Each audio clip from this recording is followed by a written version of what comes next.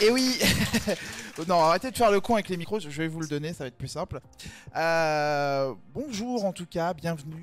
Avant de commencer donc cette prochaine run, je suis accompagné non pas de 2 personnes, mais de 4 personnes. Incroyable, puisque il y a eu l'année dernière une petite étude qui a été faite, même pas une petite étude, une étude qui a été faite. Et donc, voici les personnes donc, qui l'ont, on va dire, menée, mais pas que. Je vais présenter déjà les personnes qui font partie de la société Movint. Donc, on a Cécile Galéa. Bonjour. Bonjour. Merci, ouais. Donc, chercheuse, pardon, CNRS, donc au sein de l'équipe Movit. Donc, Movit, c'est mouvement, investigation, thérapeutique. C'est ça? Mouvement anormal et anormal. C'est ça. Donc, et normal, pour mieux comprendre les mécanismes du fonctionnement du cerveau. C'est ça? Tout à fait. J'ai bien écrit mes notes. Et donc, avec moi, on a Marie Vidaillet. Donc, médecin neurologue et coordinatrice, effectivement, de l'équipe Movit. Et, parce que du coup, c'est bien d'avoir une superbe étude, mais il nous fallait des personnes pour participer. Et des cobayes, ouais. C'est très très bien ça, des cobayes. Mais bon, ça a l'air d'être bien, ils ont le sourire. Faites un maximum de bruit pour Seski et Emo. On a notamment des pistes qui rajoutent en plus des pistes possibles grâce qui ont participé, donc qui ont été les premières personnes pour cette étude préliminaire. Donc, Cécile, c'est toi qui vas prendre la parole. Est-ce que tu peux nous expliquer un petit peu en quoi consistait cette étude, donc qui s'appelle Forte, c'est ça? Forte. Oui. Forte, d'accord. Dans le projet Forte. Alors bien Merci, le... ça va? Vous Voilà. m'entendez? Pour qu'on t'entende bien, ouais. Okay. Dans le projet Forte, on s'intéresse à l'expertise motrice et comment les gens deviennent experts en activité en particulier. Ah, on l'a plus. Alors, Et bien mettre le micro près de la bouche comme ça. Ok. Voilà. Donc je disais, on s'intéresse à comment les personnes arrivent à devenir experts en quelque chose. Donc là, c'est des habiletés motrices. Et qu'est-ce qui peut booster les activités, l'apprentissage moteur. Donc là, on s'intéressait à la récompense. Comment, par la récompense et par le fait de réussir à faire une tâche, ça permet d'apprendre mieux et plus vite. Et bien sûr, ça a beaucoup d'implications pour la réhabilitation chez les patients, pour des patients qui ont des problèmes de motricité, pour les engager plus dans les activités physiques et faire en sorte qu'ils récupèrent leur habileté motrice. Super. Donc là, l'étude qu'avait fait, donc c'est ce qui est Emo, elle a eu lieu quand à peu près? Elle a eu lieu, si je ne me trompe pas, il y a à peu près 1 an. Donc c'était une étude très exploratoire au départ. C'était pour essayer de voir s'il y avait vraiment quelque chose, un circuit particulier dans le cerveau qui était activé pendant la visualisation de jeux vidéo. Et voilà, donc c'était vraiment le tout début de notre intérêt à la communauté des gamers. Oui, parce que du coup, vous étiez venu l'année dernière à Interglitch, c'est ça? Oui. Voilà. Oui. Et de ça est venue l'idée, bah tiens, ce serait bien qu'on puisse rencontrer des joueurs pour voir un peu comment ça pourrait fonctionner à l'intérieur. Ça fait ça. Ouais. C'est ça. Comment c'est un peu fait justement cette sélection? Pourquoi, par exemple, Emo et Seski?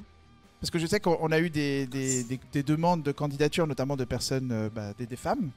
Et donc voilà. Les personnes se demandaient pourquoi c'était 2 hommes qui avaient été sélectionnés. Oui, c'est une question qui est tout à fait légitime. Hein. Là, c'est vrai qu'on s'était concentré, les critères de recrutement, en tout cas pour cette première idée exploratoire, c'était d'avoir un joueur qui était plus sur les jeux first person shooters, par exemple, avec un jeu qui est centré sur le joueur qui évolue dans un environnement qui est déjà pré-réglé, on va dire, et anticipable. Et la deuxième option, c'était de prendre un autre joueur qui avait des habitudes de jeu complètement différentes, plus dans l'interaction, donc c'était des combats sur plateforme. Enfin, j'ai pas le vocabulaire adapté, hein, désolé. Pas de souci. J'ai essayé de réviser ma leçon un petit peu avant de venir, mais bon, je vais faire des fautes, c'est sûr. Et donc ça, c'était le premier critère.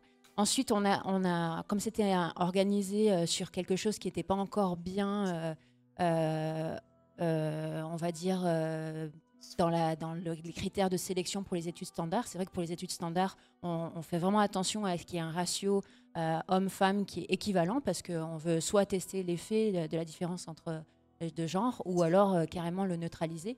Donc c'est très important que les recrutements soient équilibrés. Mais dans la dernière minute, comme on s'est organisé comme ça, pour rentrer dans l'IRM, c'est vrai qu'il y a des prérequis. L'un des prérequis, c'est de ne pas être enceinte. Donc forcément, pour ces 2 joueurs-là, on était sûr qu'ils n'étaient pas enceintes. Normalement. Et donc voilà, c'était plus pour des modalités pratiques, on va dire, de gestion du protocole. Mais pour la suite, bien sûr, on sera très intéressé à avoir un recrutement équivalent pour les hommes et les femmes. Oui, parce que là, c'était une étude préliminaire, du coup. Voilà, exactement. Voilà. Donc ça veut dire qu'il y en aura peut-être d'autres. Ah ben on espère bien. On espère bien. Et du coup, ça dépend de nous, ouais, c'est ça. D'accord. Et du coup, quels étaient un peu les résultats que vous avez tirés de cette première étude préliminaire avec Seski et Emo? On a été super enthousiasmés parce qu'on a vraiment... on s'attendait à avoir un petit effet, mais c'était un effet qui était vraiment majeur, rien que sur 2 joueurs. En fait, ce qui nous intéressait, c'est de voir si, en fonction des particularités de chaque joueur, le jeu dans lequel il était expert activait un réseau qui était impliqué dans l'automatisation des gestes, nous qu'on connaît de par nos recherches. Et chez les gamers, on ne savait pas exactement comment ça se passait. Et c'est hallucinant parce qu'ils vont parler de leur expérience avec nous dans l'IRM, mais nous, du point de vue des réseaux et des aires cérébrales qui étaient activées, il y avait des aires cérébrales pour lesquelles on ne s'attendait pas à avoir un effet aussi fort. Et notamment pour le jeu dans lequel la personne était experte, on pouvait voir des interactions entre le cervelet, qui est une partie basse qui est très peu explorée, ou alors qui est souvent ignorée, on va dire, et le cortex moteur qui est vraiment impliqué dans la dextérité, et aussi une partie profonde qu'on appelle le striatum, qui est impliqué dans la motivation et aussi les automatisations du geste. Donc on était super contents. Bon, tant mieux déjà, c'est cool. Et donc ça permet d'avoir après un axe de recherche plus poussé avec d'autres types de joueurs et de joueuses notamment. Exactement. Super. Maintenant, on va peut-être prendre un peu le retour de Seski et de Emo. Déjà, comment ça va? Écoute, moi ça va très bien. Également. Vous avez l'air de bien vous en être remis en tout cas. Le syndrome post-traumatique a été inexistant, donc non, ça va alors. Ça c'est super. C'est bien. Écoutez, racontez-nous un petit peu de votre côté, de votre point de vue, chacun votre tour, comment ça s'est fait un peu l'étude. Ouais, en fait, déjà de base, donc le recrutement s'est fait entre guillemets à Interglitch de l'année dernière, donc où j'étais déjà bénévole. Et déjà quand on m'a parlé de l'étude en elle-même, ça m'avait séduit tout de suite, parce que je me suis dit, jeu vidéo qui aide la science, c'est bon, c'est parfait. Donc voilà, et donc après du coup, comme je savais du coup que les critères c'était quand même 2 joueurs qui renaient des choses assez différentes, c'est là que j'ai proposé Emo, parce que lui est sur un FPS, donc c'est Time Splitter 2, et moi j'étais sur Sonic Battle, donc un jeu de combat en arène. Et donc voilà, du coup après donc ça s'est fait, on y est allé. Et après le déroulement s'est fait de telle façon que ça s'est déroulé en 3 parties. C'est-à-dire qu'on est rentré dans l'IRM. Il y a une première partie où il fallait pas qu'on fasse grand chose, juste regarder un écran, c'est tout, un écran blanc pour se calibrer. Après il y avait notre jeu qui passait, et après il y avait le jeu de notre camarade. Et on avait comme consigne pour notre jeu qu'il fallait faire comme si c'était nous qui jouions. Et pour le jeu de notre camarade, il fallait qu'on soit exclusivement spectateur. Donc c'est-à-dire que quand c'était ta partie à toi, tu voyais la run de Sonic Battle, il fallait que tu reproduises avec... Alors non, justement, c'était ça toute la difficulté. Okay, c'est qu'en fait, on est dans un IRM et il faut bouger le moins possible. Et donc, on nous avait dit, il faut pas bouger. Il faut pas bouger, mais il faut que vous essayiez de faire comprendre à votre cerveau que c'est vous qui jouez quand même. D'accord, ok. Donc voilà, qu'on s'imaginait en train de jouer. Et pour le coup, ça a produit des... Enfin, nous, ça nous a produit des sensations assez incroyables, mais je vais laisser Emo dire. Oui, en gros, on ne s'était pas concerté, on en a parlé un petit peu une fois sorti de l'IRM tous les deux. Et en fait, on en est arrivé au même point, surtout pour les speedrunners et les speedrunneuses. En fait, on avait nos doigts qui se sont mis à s'agiter en fait, une fois qu'on était dans l'IRM, parce que la mémoire musculaire s'est mise à fonctionner tout simplement. Et on s'est dit, mais c'est fou quoi. Et en fait, on a eu le même réflexe, on s'est dit, il ne faut pas bouger. Faut pas bouger, faut rester... voilà, c'est ça, c'est vraiment le cerveau était vraiment à son plein potentiel. Et du coup, c'est encore plus difficile à ce moment-là, parce qu'on se dit, j'ai envie de jouer, mais il faut vraiment se concentrer sur ce qui se passe sur l'écran et juste laisser le cerveau travailler là-dessus. Donc c'était vraiment très intéressant. Et puis, on en a aussi un petit peu parlé après, on est vraiment dedans. On était vraiment concentrés. La première session où le fait que le scanner tournait un peu sans rien, on était vraiment dans une bulle. Et après, on était vraiment à fond dedans, quoi. Donc, on n'a vraiment pas vu le temps passer. Pas vu le temps passer, super. Puis après, vous avez fait donc une soirée, c'est ça, avec les donateurs, notamment de l'Institut du Cerveau. Scènes, ouais. Vous avez pu rencontrer effectivement d'autres personnes, et ces personnes-là vous ont posé énormément de questions apparemment. Oui, c'est ça. En gros, donc on s'est présenté à cette soirée en présence des mécènes et des chercheurs, des chercheuses, pardon. Et c'était vraiment très intéressant, parce qu'on en parlait tous les deux.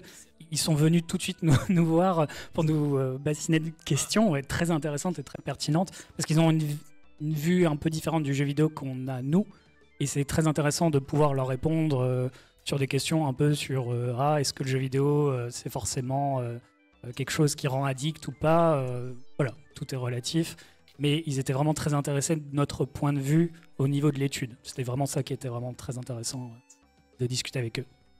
Super. Et on en reparlera un petit peu plus tard, effectivement, dans la journée, avec Marie notamment. Super, merci beaucoup. Et si vous aviez un petit dernier mot à dire par rapport à cela, si vous voulez, par exemple, motiver des personnes éventuellement qui souhaiteraient participer. Ouais, alors oui, je tiens à dire quand même que ça a été une expérience incroyable, qu'en plus on est très très bien reçus, on est super bien accueillis. En plus, c'était réciproque. Et franchement, s'il y a ce genre d'appel à candidature qui est renouvelé, franchement, je vous invite tous à essayer. Si évidemment vous n'avez pas de crainte par rapport à l'IRM et tout, mais je vous garantis qu'on non seulement on voit pas le temps passer, en plus c'est une super expérience et vous allez peut-être même découvrir des trucs sur vous-même que vous soupçonnez pas. Et après, vous allez voir des images de votre cerveau. Et donc ça, c'est absolument incroyable.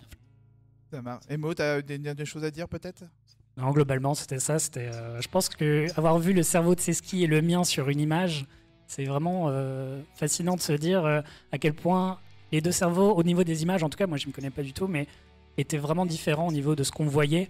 Et on voyait que les parties du cerveau n'étaient pas totalement pareilles des deux côtés. Enfin, c'est-à-dire, vraiment, les parties du cerveau étaient vraiment très intéressantes à comparer. Donc c'était vraiment hyper fascinant.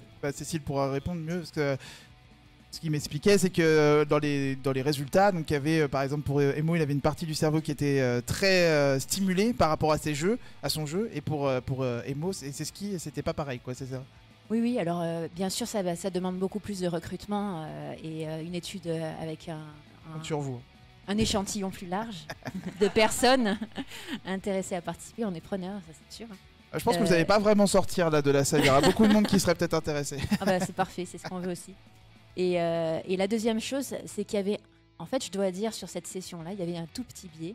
C'est-à-dire que il y avait une condition pour laquelle c'était vraiment le joueur expert qui était en train de jouer, donc il a pu vraiment se projeter dans le jeu, alors que pour le deuxième, pour Seski, c'est vrai qu'il a tout de suite vu que c'était pas lui qui jouait, alors qu'on lui avait annoncé que c'était lui qui jouait. Et je pense que ça a joué quelque part dans la différence. Il y a cette partie-là, et la deuxième partie, c'est que on pense aussi, nous, que quand on joue en first-person shooter, par exemple, ça implique des réseaux cérébraux différents du point de vue du cortex pariétal, surtout, où il y a une représentation spatiale du corps qui est mise en jeu, oui. Alors que quand on joue par joueur différé, avec vraiment la représentation d'un personnage sur l'écran, et qu'il y a une interaction avec un autre qui n'est pas anticipable, c'est vraiment je pense que ça va être des circuits différents. Et c'est ce qu'on est intéressé de découvrir, bien sûr.